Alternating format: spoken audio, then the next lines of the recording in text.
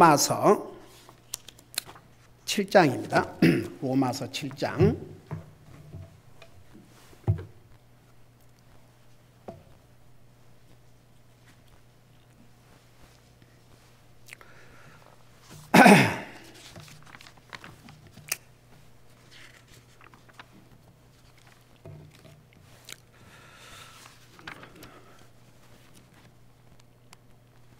우리 찾으셨으면 로마서 7장 우리 9절, 10절, 2절을 같이 읽도록 하겠습니다. 같이 읽습니다. 시작. 전에 율법이 없을 때에는 내가 살아 있었으나 명령이 오매 죄가 되살아나고 나는 죽었도다.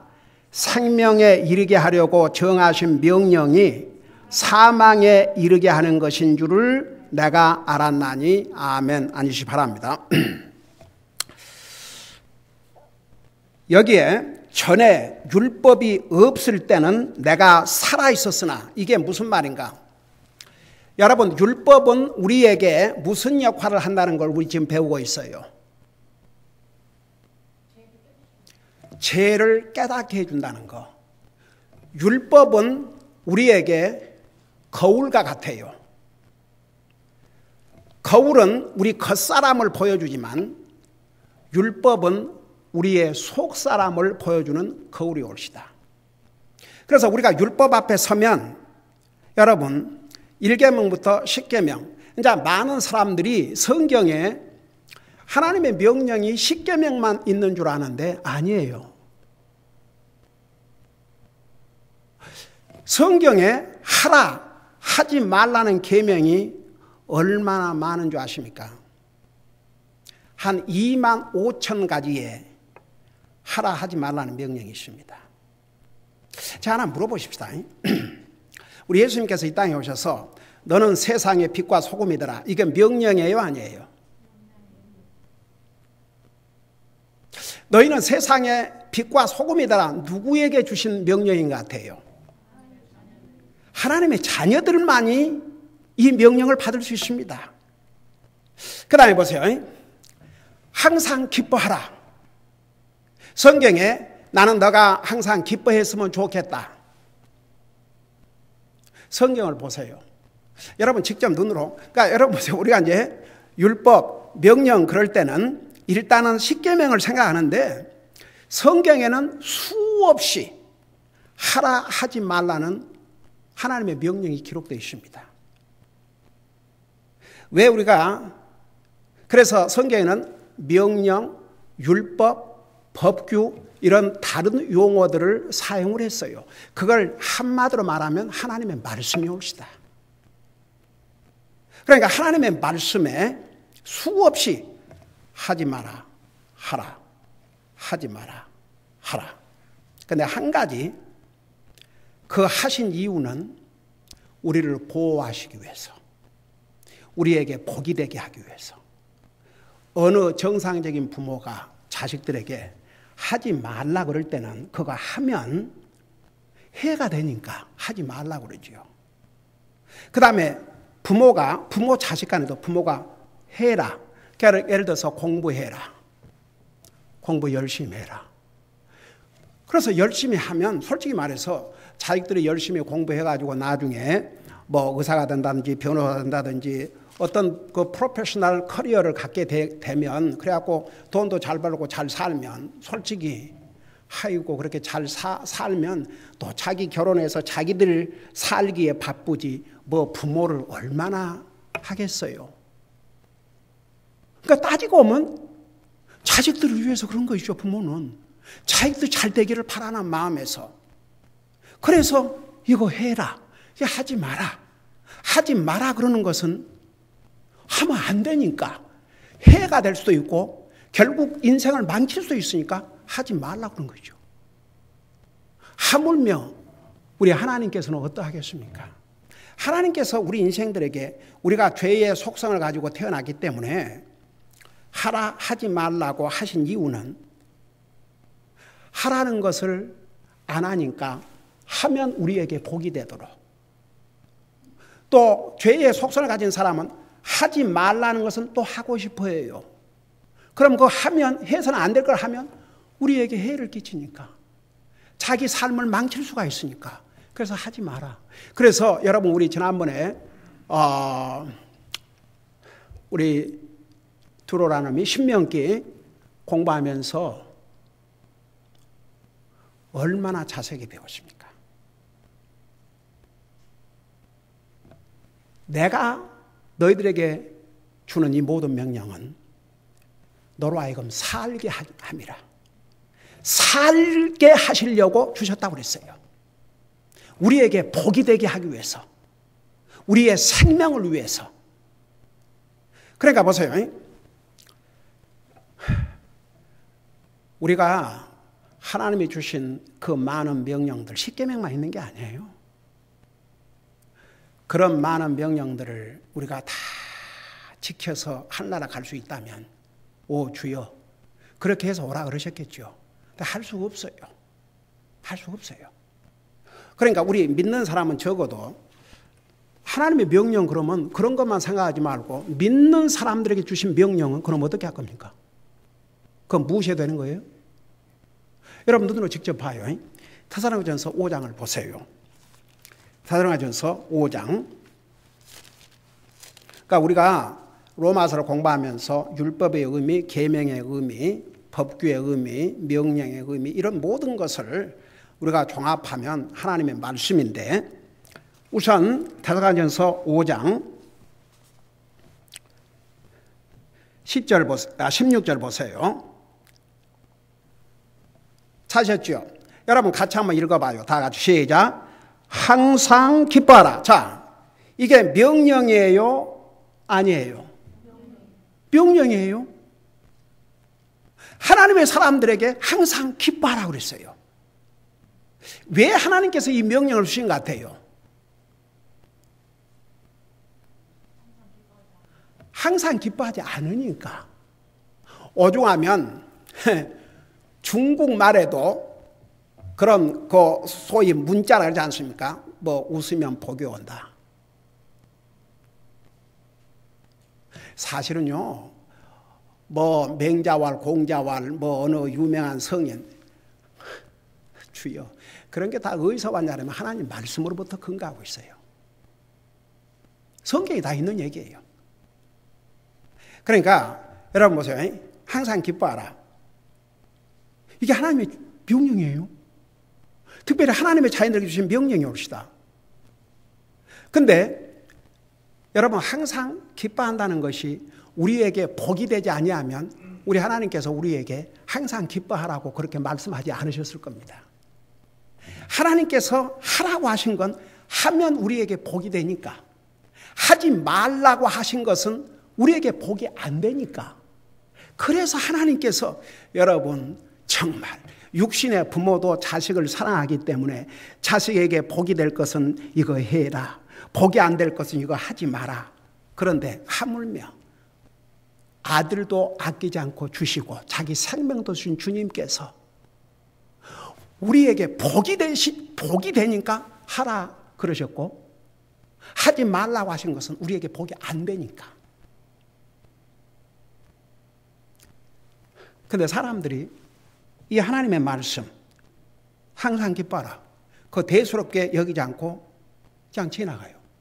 여러분 삶을 보세요. 물론 우리가 기뻐한다, 뭐 기뻐할 일이 있어야죠. 기뻐하죠. 그런 기쁜 일은요, 하나님 안 믿는 사람 어떤 사람도 다 할 수 있는 기쁨이에요. 여러분 다윗이 장차 왕이 될 것으로 기름 부음을 받은 다음에 그에게 오는 것은 우리 시편을 통해서 배우고 있지 않습니까? 만사가 형통하고 바로 왕이 되는 게 아니고 도리어 이스라엘의 초대 왕에게 의해서 주여 8년을 사울이 3,000명의 정예 부대를, 훈련된 군인들을 데리고 다윗을 죽이려고 하지 않았습니까? 근데 만일에 다윗이 그 상황에서 하나님 원망하고 불평하고 주님 안에서 기뻐하지 않았다면 그를 통해서 이 어마어마한 주옥 같은 정말 하나님의 이 시편, 이 메시지를 기록하도록 하지 않으셨지요. 근데 다윗은 그런 가운데서 기뻐했습니다. 감사했습니다. 주님을 찬양했습니다. 여러분, 믿음이 뭔지 아십니까? 자기 감정, 자기 환경, 어떤 어려움, 그것에 지배를 받으면, 그 지배를 받고 거기에 따라서 산다면 그럼 더 이상 믿음으로 사는 것이 아닙니다. 그걸 뛰어넘어야 믿음으로 사는 것입니다. 그러니까 우리가 시편을 통해서 공부하면서도 다윗이 기뻐했던 것은 그 상황이 아니었습니다. 그와 함께 하신 하나님, 우리 지금 시편 60편에서 배우고 있지 않습니까? 하나님은 나의 방패시요 나의 구원자시요. 와, 하나님만이 나의 원수를 갚아주실 것이고, 하나님을 향한 절대적인 믿음, 그 믿음 때문에 그런 상황에서도 그는 기뻐하고 감사할 수가 있었습니다. 그게 이제 믿음이에요. 우리 성도님들 다 개인적으로 어려운 상황도 겪고 힘든 상황도 겪고 그러시겠죠. 알아요. 여러분의 모든 상황을 여러분보다 더 잘 아신 분이 하나님이시고, 사람이 목사의 눈에도 보여요. 힘들고 어려운 상황을 겪고 있는 분들을 보면. 그럼에도 불구하고 여러분의 귀한 점이 뭔지 아세요? 하나님을 예배하고 섬기는 것만큼은 타협을 하지 않는다는 것. 그게 얼마나 중요한 줄 아십니까? 왜 하나님께서 다윗을 내 마음에 합한 자라고 그런 줄 아십니까? 다윗이 무슨 퍼펙트해서 노. 아무리 어려운 상황 속에서도 하나님과의 관계를 해치는 일은 절대 안 하려고 노력을 했습니다. 하나님을 예배하고 섬기는 것만큼은 타협할 수가 없었습니다. 그걸 하나님이 보신 것이죠. 다윗은 뭐 약점이 없었습니까?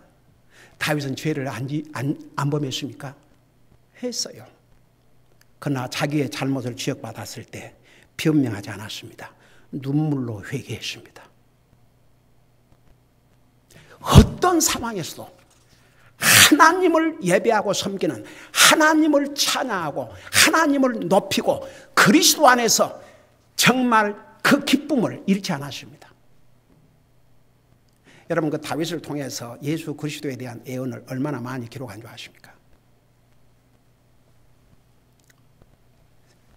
어메이징. 그러니까 보세요. 여기에 항상 기뻐하라. 여러분, 초대교회 성도들, 당시에 데살로니가 교회 성도들, 빌립보 교회 성도들, 여러분, 그리고 많은 서신들을 바울 사도가 기록해서 보낼 때는 사울 때는 믿는 사람들을 핍박하고 다녔지만 나중에는 정말 그리스도의 복음을 전하다가 로마의 감옥에 갇혔지 않습니까? 그래서 로마의 감옥에 갇힌 상황에서 성령님의 감동으로 기록해서 보낸 이 메시지에서 기뻐하라. 여러분, 사도행전 16장에 보면 바울과 실라가 주님의 복음을 전하다가 피투성이가 되도록 매를 맞고 감옥에 갇혔는데 한밤중에 바울과 실라가 뭐 했다고 그랬어요? 하나님을 찬양했다고 그랬습니다. 기적이 일어났어요? 안 일어났어요? 기적이 일어났어요. 감옥 문이 열리면서. 그러니까 보세요. 우리가 어렵고 힘들어도 기뻐해 보세요. 주님 때문에. 그러면 기뻐할 수 있는 사건들을 하나님께서 일으켜 주셔요. 그러니까 기쁜 일이 있으면 기뻐하겠다가 아니고 도저히 기뻐할 수가 없습니다. 주님, 제 상황을 잘 아시지 않습니까? 제가 이 상황에서 어떻게 기뻐할 수 있겠습니까? 그러나 주님 때문에 기뻐하겠습니다. 주님의 말씀에 순종한 마음으로 기뻐하겠습니다. 주님이 나의 유일한 소망이기 때문에 기뻐하겠습니다. 한번 그런 자세를 가져봐요. 우선 상황은 안 바꿔줘도 내 마음속에 그 어떤 것으로도 줄 수 없는, 가질 수 없는 평화와 기쁨을 우리 하나님께서 우리 마음에 주셔요. 그리스도인은 이런 체험을 많이 하고 살아야 됩니다. 그 다음에 여기에 또 다른 명령이 있어요. 쉬지 말고 기도하라. 여러분, 이게 명령입니다. 그리스도인들에게 주신 명령. 왜? 이렇게 하면 우리에게 유익이 있기 때문에. 그래서 제가 수없이 메시지 전했죠. 그러니까 완전히 아무 일도 하지 말고 기도만 하고 있으라. 그런 의미가 아니고 기도를 중단하지 말라는 거. 그러니까 어떤 날은 기도를 많이 하고 그 다음 날은 기도도 안 하고 그러지 말고 매일 중단 없이 그 기도를 지속하라고 말합니다. 가령 아침에 일어나서 하나님 앞에 기도하고 말씀 읽고 식사할 때마다 기도하고 너희가 먹든지 마시든지 무엇 하든지 있으니까 먹을 때도 기도하고 마실 때도 기도하고 무엇 하든지 기도해봐요. 그러면 쉬지 말고 기도하는 것을 우리 삶 속에서 행하고 살게 됩니다. 그러면서 동시에 우리가 이렇게 쉬지 말고 기도하다 보면요, 항상 하나님을 찾는 삶을 살게 되거든요. 그 하나님을 항상 찾는 삶처럼 또 복된 삶이 없어요. 이런 사람은 하나님과의 관계가 멀어질 수가 없습니다. 우리가 연약해서 잘못도 하고 하나님 기뻐하시지 않는 일도 하고 그러지만 그래도 여러분 제가 옛날에 그런 예화를 많이 들어드렸는데 두 자식이 있는데 한 자식은 말 잘 들어요. 그냥 하라는 거 하고 하지 말라는 거 그런데 그 외에는 무슨 대화도 없고 그런 자식이 있고 한 자식은 어떨든 말도 좀 잘 안 듣고 또 그러지만 그래도 항상 엄마 아빠를 찾고 또 잘못했으면 엄마 아빠 내 잘못했어요. 그리고 항상 엄마 아빠 그 맨날 그렇게 찾으면 그 어떤 자식에 대해서 부모가 더 정감이 가겠어요. 그렇죠. 그게 하나님과의 영적인 관계에서도 마찬가지예요. 그러니까 우리가 쉬지 말고 기도하다 보면은 하나님을 항상 찾는 삶을 살 수밖에 없습니다. 하나님과의 관계가 멀어질 수가 없습니다. 그래서 쉬지 말고 기도하라 했어요. 왜? 우리에게 복이 되니까. 그 다음에 세 번째, 모든 일에서 감사하라. 이게 주님의 명령이 옳시다. 감사도 마찬가지예요. 기쁨과 마찬가지로. 감사할 일이 있어야 감사하죠, 목사님. 제가 사는 게 얼마나 힘들고 어려운데 뭘 감사합니까? 감사는 고사하고 그냥 죽지 못해 삽니다. 나 옛날에 참 그 상담하는 중에 별의별 사람들이 어려움을 가지고 상담을 할 때 참 기가 막혔어요. 오래된 얘기지만 제가 한번 벌써 상당한 세월이 지났습니다. 그 신문에다가 간단하게 결혼 문제, 가정 문제, 자녀 문제 상담이 필요하시면 연락해 주시기 바랍니다. 그런 광고를 한번 낸 적이 있어요. 근데 그 한 번 광고 내고는 낼 필요가 없었어요. 한 번은 한 40대 된 어떤 여자분이 제 사무실로 찾아왔어요. 인사를 하고는 그냥 울고만 있는 거예요. 그 상담가는 어떻게 상담을 시작한 줄 아십니까? 상대방의 이야기를 들어주는 것으로부터 시작을 합니다. 이렇게 찾아오셨는데 편안한 마음으로 얘기하십시오. 그랬더니 사실은 목사님 제가 오늘 자살을 하려고 그랬습니다.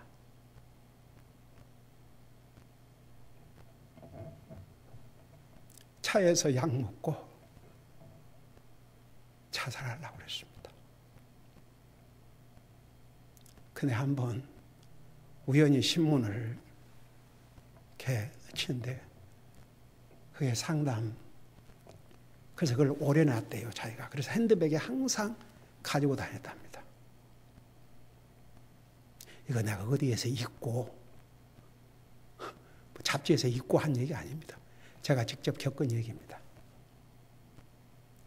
그 자기가 그날 약 먹고 자살을 하는데 갑자기 그 생각이 나서 내가 자살을 해도 한번 목사님 만나보고 자살해야 되겠다. 그 기가 막힌 사연을 얘기를 하는데 참 세상에는 이런 고통을 당하고 사는 사람도 있구나. 그래서 그래요. 세상에서는 가족이라 할지라도 그 누구라 할지라도 사람은 결국 사람을 해치고 살 때가 많고 또 어떻게 보면 가장 가까운 사람으로부터 상처를 받고 살지만 우리에게 절대 상처 주지 않는 분이 있습니다. 저는 그분을 먼저 소개하고 싶습니다. 근데 기가 막힌 그 가족이 다 교회 나간대요. 그야말로 말뿐. 와, 얼마나 온 가족이 괴롭혔으면 투잡을 가지고도 그러니까 뭐 그냥 그 한 집에 그야말로 뭐 8사람에서 10사람이가 살고 있는데 그래서 투잡을 갖고도 할 수만 있으면 다 잠자는 시간 된 다음에 들어가려고 24시간 여는 그런 스토어에 이렇게 돌아다니면서 시간을 보내다가 들어가고 그랬대요. 제가 그 사정을 다 얘기할 수 없지만 그 나중에 눈물을 흘리면서 주님이 영접하고 지금부터는 사람 보지 말고 주님만 바라보고 사세요. 그리고 어려움이 있을 때는 언제든지 찾아오세요. 여러분, 이 세상에는 정말 감사할 수 없는 그런 기가 막힌 상황에서도 여러분 우리가 참 우리 믿는 사람은요 이게 믿는 사람에게 주신 명령이 옵시다. 그리고 당시에 이 데살로니가 교회의 성도들이고 빌립보 교회의 성도들이고 초대교회 성도들은 어마어마한 핍박 속에서 살았습니다. 목숨을 걸고 믿음을 지켜야 됐습니다. 그들에게 감사하고 기뻐할 일들이 얼마나 있었겠습니까? 그럼에도 불구하고 그들을 향해서 감사라고 하셨습니다. 결국은 보세요. 그 초대교회 얼리 크리스찬들 그들은 이 말씀에 순종했기 때문에 그런 핍박 속에서도 승리했고 영적인 삶에서 여러분 우리 크리스찬 히스토리를 보면요 어쩌면 가장 핍박이 많은 때에 그리스도의 믿음이 가장 강했었습니다. 그러니까 이런 명령들 하나님께서 주신 명령들입니다. 여기에 모든 일에서 감사라 이것이 그리스도 예수 안에서 예수님 안에서 너희에 대한 하나님의 뜻이다. 우리가 모든 일에 감사하는 게 하나님의 뜻이라. 이게 다 명령이 옵시다. 그런데 이런 명령을 우리는 그냥 아무런 책임감도 없이 지나간다 그러면 그건 그리스도인으로서 우리 영적인 삶에 정말 하나님께서 이렇게 하심으로 약속하신 그 놀라운 영적인 복을 체험도 못하고 그 영적인 복이 무엇인지조차도 깨닫지 못하다가 갈 수밖에 없는 거죠. 그러니까 보세요. 이제 이런 것들을 생각하면서 절대 그 뭐 10계명만 율법이고 계명이 아니에요.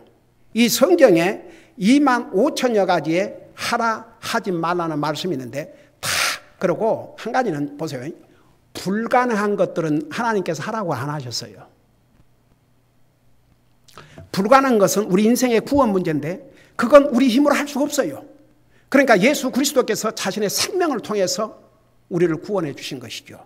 그 외에 하라 하지 말라는 것은 구원의 조건이 아니에요. 구원의 조건은 예수를 믿는 것입니다. 그럼에도 불구하고 이런 하나님의 말씀을 우리가 순종하고 살면 우리에게 복이 되니까.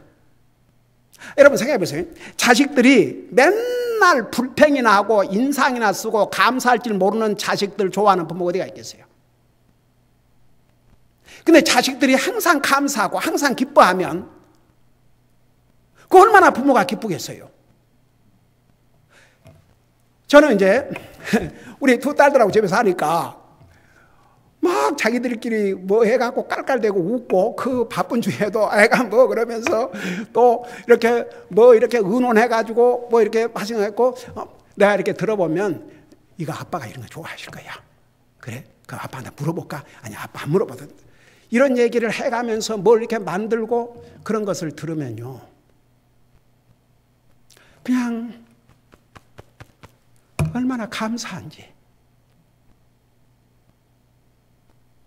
저는 무엇보다도 제 자식들이 주님을 사랑하고 주님을 두려워하고 주님 일이라고 하면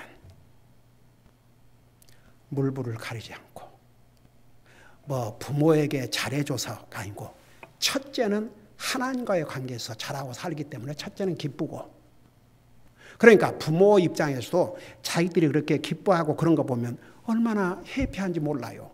여러분 보세요. 하물며 사람과의 부모 자식과의 관계도 그런데 여러분 그렇다고 해서 내가 내 자식을 위해서 내 생명을 준 것도 아니고 근데 우리 주님은 우리를 위해서 생명을 주셨습니다. 그 주님이 우리의 삶을 보시면서 정말 우리가 행복해하고 기뻐하고 감사하고 그렇게 살 때 그 명령을 주신 우리 주님이 얼마나 기쁘시겠습니까? 그러니까 보세요. 막연한 그리스도인의 삶은 큰 의미가 없어요. 이런 것들을 우리 삶에서 행하고 살면요. 그게 영적인 블레싱들, 영적인 복, 영적인 복을 누리고 살아요. 그건 돈으로 사는 거 아니에요. 그래서 우리 주님께서 보세요. 신약 성경 복음서가 지나고 나면 우리 주님께서 많은 말씀을 하시지 않습니까? 사복음서를 통해서. 그리고 이제 사도행전을 지나고 그 다음에 로마서로부터 가서 쭉 요한계시록까지 보면 편지식으로 이렇게 말씀을 주셨는데 그 내용을 보면 그리스도인이 어떻게 살아야 할 것을 수없이 말씀하고 있어요.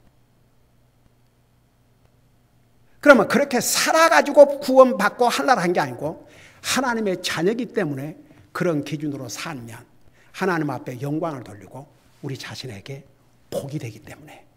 그러니까 여러분들 이제 이런 걸 생각하면서 성경에 십계명만 계명이 아니에요. 수많은 이렇게 하나님께서 하나님의 백성들에게 왜냐하면 지키면 복이 되니까. 하지 말라는 것을 안 하면 복이 되고 하라는 것을 하면 복이 되고 그 반대면 우리에게 해가 되니까. 그래서 하지 말라 하라 하신 거죠. 우리를 얽어맺기 위해서 하는 게 아니고 여러분 우리가 예수님을 우리 구주로 영접한 순간에 우리 주님은 우리에게 참된 자유를 주셨다고 그랬어요. 근데 자유를 가졌기 때문에 그 자유를 가지고 주님을 섬기고 살라는 거죠. 자, 그걸 생각하면서 로마서 7장 다시 한번 돌아가 봐요. 9절에 전에 율법이 없을 때는 내가 살아있었으나 이 말이 무슨 말이냐. 여러분 그러면 율법이 없었다고 내가 살아있었다 그 얘기인데 살아있다는 그 뜻이 뭐냐. 율법이 없을 때는 살아있었다. 여러분 죄라는 게 율법이 오기 전에도 있었어요 없었어요? 그러면 율법이 오기 전에 죄가 뭐였어요? 하나님 말씀 불순종한 게 죄였습니다. 그래서 아담과 이브가 하나님 말씀에 불순종했기 때문에 죄를 범하게 됐고 그 죄의 값은 죽음을 가져왔지 않습니까?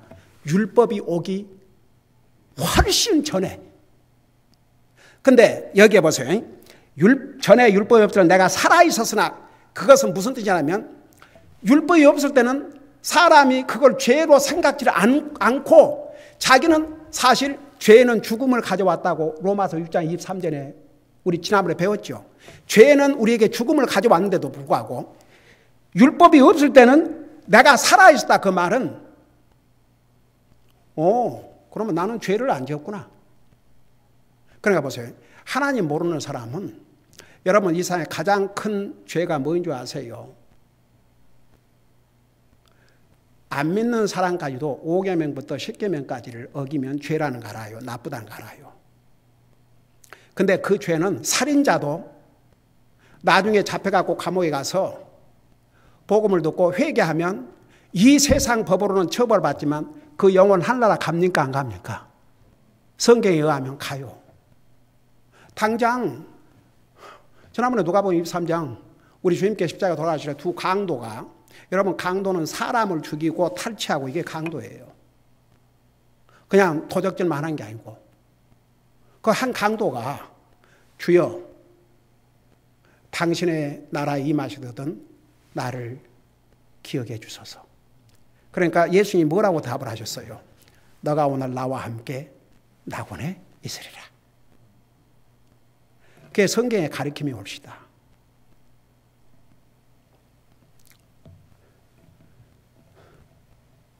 구원은 그렇게 받아요. 믿음으로. 근데 사람들은 율법이 없으면요, 그걸 죄로 여기질 않아요. 그러니까 죄로 여기지 않으니까 자기는 살아있다고 생각하는 거죠. 이해가 되세요? 그러니까 율법이 없으면 내가 살아있다 그 말은 깨닫지를 못하니까.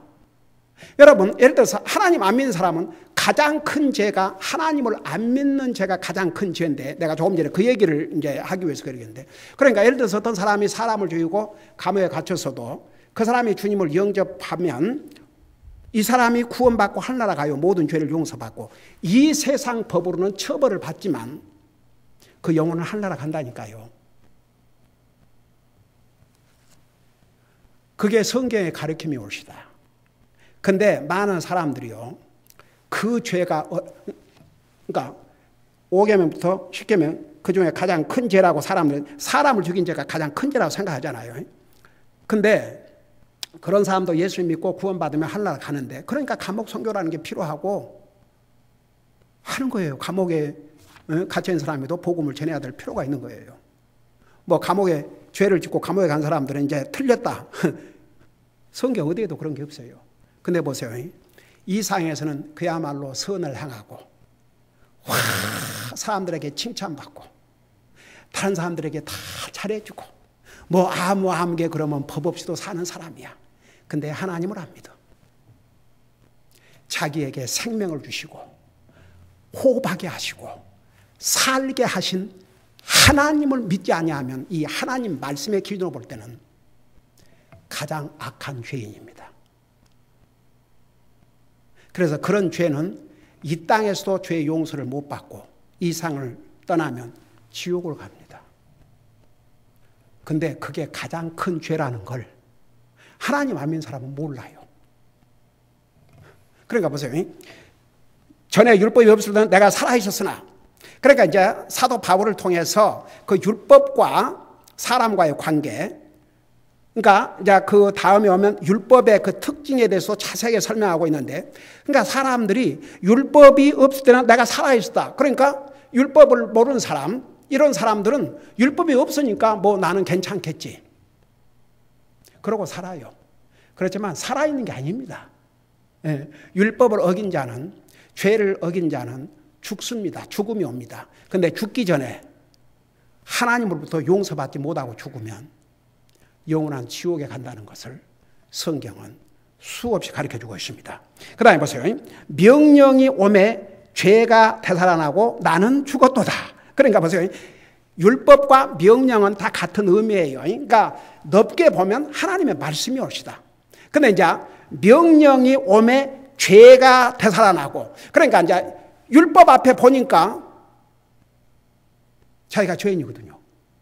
가령 겉모습을 거울이 없을 때는 다 자기 잘난 줄로 생각하고 살다가 거울이 와서 거울 앞에 보니까 어떤 사람은 와 내가 이렇게 잘생겼나? 그래 교만한 사람도 있을 것이고, 또 어떤 사람은 와 내가 이렇게 못생겼는가? 그런 사람도 있을 것이고. 거울을 보고, 저는 그 거울이 언제부터 시작이 되는지 참 신기한데 여러분 거울이 없을 때도 물을 통해서, 물은 자기를 비춰주지 않습니까? 근데 그 거울이라고 하는 그 특징이 뭔지 아세요? 거울은 있는 그대로 보여줘요. 거짓말을 할 수가 없어요. 율법은 그와 같습니다. 그래서 율법 앞에서 의롭게 될 자가 한 사람도 없는 거죠. 그러니까 보세요. 명령이 오매 죄가 되살아났다고 그랬어요. 이제 깨닫는 거죠. 가령 예를 들어서 조금 전에 우리 데살로니가전서 5장 16절, 17절, 18절에서 항상 기뻐하라. 여러분, 그 명령이 아니에요. 그러면 믿는 사람은 이게 하나님을 믿는 사람들에게 주신 그리스도인으로서 어떻게 살아야 될 그 기준을 가르쳐 주신 거예요. 그러면 우리가 그리스도인으로서 항상 기뻐하는 삶을 살아야 되지 않습니까? 근데 만일에 그 말씀이 없다 그러면 항상 인상 쓰고 살아도 뭐 그걸 죄로 여기겠어요? 안 여기겠어요? 안 여기죠. 근데 이제 그 말씀을 우리가 배웠어요. 항상 기뻐하라. 주님의 명령이에요. 그리스도인으로서 항상 기뻐하고 살아야 되는데 기뻐하지 아니하면 그 하나님 말씀을 불순종한 거예요? 불순종하지 않는 거예요? 불순종한 것이죠. 그러면 이거 내가 그렇게 못 살았구나. 이거 하나님의 자녀로서 이거 죄구나. 그걸 깨닫게 되는 거죠. 그런 뜻이에요. 그래서 명령이 오매 죄가 되살아나고 나는 죽었도다. 그러니까 보세요. 이제 율법이라는 그 속에 명령, 법규 이런 걸 다 묶어서 이제 그 율법이 우리에게 어떤 역할을 하느냐. 율법은 우리가 죄인인 것을 깨닫게 해주고 만일에 그 율법이 없다면 자기가 죄인이면서도 죄로 깨닫지 못한다 그 말입니다. 그러니까 나는 괜찮겠네 이렇게 생각을 해요. 실상은 죄의 값은 죽음이라고 우리 배웠지 않습니까? 근데 그 죄가 율법에 전부터 있었거든요. 그래서 로마서 6장 23절에 죄의 값은 사망이요. 죄는 우리에게 죽음을 가져왔습니다. 이건 보세요. 이보다 더 확실한 증거가 없는 게 사람들이 다 죽잖아요. 뭐 믿는 사람이 됐든 안 믿는 사람들이 다 죽어요. 믿는 사람도 죽습니다. 주님이 오실 때까지는. 주님이 더디 오시면. 만일에 주님이 오신다 해도 오늘 밤에 오신다 그러면 우리 믿는 사람이 그 죽음이라는 과정을 겪지 않지만 이 몸을 가지고 하늘나라 가는 게 아닙니다. 이 몸을 변화시켜서. 그래서 우리 자세하게 지난번 부활절에 전했죠. 그러니까 그 율법이라고 하는 것이 이렇게 알지를 못한 사람은 그 율법이 없으면 죄를 죄로도 여기지 않는다니까요. 그러니까 사람들에게 율법이 절대적으로 필요했습니다. 사실은 하나님 안 믿는 게 가장 큰 죄고 하나님을 불순종한 게 큰 죄인데 바로 인류에게 죽음을 가져온 죄가 어떤 율법을 어겨서가 아니고 하나님 말씀을 불순종했기 때문에 인류의 죽음을 가져왔는데도 불구하고 율법을 모르는 사람은 그렇게 생각 안 해요. 그러면서 이제 명령이 오매 죄가 되살아나고 나는 죽었도다. 그러니까 이제 이걸 깨달은 거죠. 와, 내가 율법 앞에서 보니까 나는 죄인이구나. 나는 율법을 어겼구나. 나는 이제 죽었구나. 그걸 깨달은 사람이 주님을 찾게 돼 있어요. 그래서 갈라디아서 3장에서는 율법은 우리를 그리스도에게로 인도하는 가정교사 역할을 했다고 그랬어요. 그러니까 율법 앞에서 볼 때 오면 와, 나는 이제 죽었구나. 이 율법도 범하고 저 율법도 범하고 이 명령도 범하고 이 명령 범하고 그러니까 그게 없으면 그걸 깨닫지 못한다니까요. 그래서 죄의 속성을 가지고 태어난 우리 사람들에게는 반드시 이 율법이 필요했다는 얘기입니다. 그것을 9절에서 설명해 주고 있어요. 기도하십시다. 사랑의 아버지 하나님, 율법은 우리를 구원할 수 없지만 율법은 우리가 죄인이라는 것을 가르쳐 주었습니다. 율법 앞에서 의롭게 될 사람이 한 사람도 없습니다. 그래서 결국 죄인들은 율법으로 구원받을 수 없음을 깨닫고 주님 앞에 돌아올 수 없다는 것을 깨닫게 하기 위해서 이 율법을 주셨다는 거 우리가 배웠습니다. 우리가 율법을 지킴으로 하늘나라 가는 것이 아니고 믿음으로 하늘나라 가지만 하나님께서 우리에게 주신 명령을 지키면 우리가 이 땅에 사는 날 동안 우리를 보호하고 우리에게 복이 된다는 거 잊지 말게 하여 주시옵시고, 우리가 구원받은 하나님의 자녀로서 하나님 말씀에 순종함으로 주님을 기쁘게 드리고 우리 자신에게 복이 되는 삶을 살게 하여 주시옵소서. 감사합니다. 사랑합니다. 예수님의 이름으로 감사 기도하옵나이다. 아멘.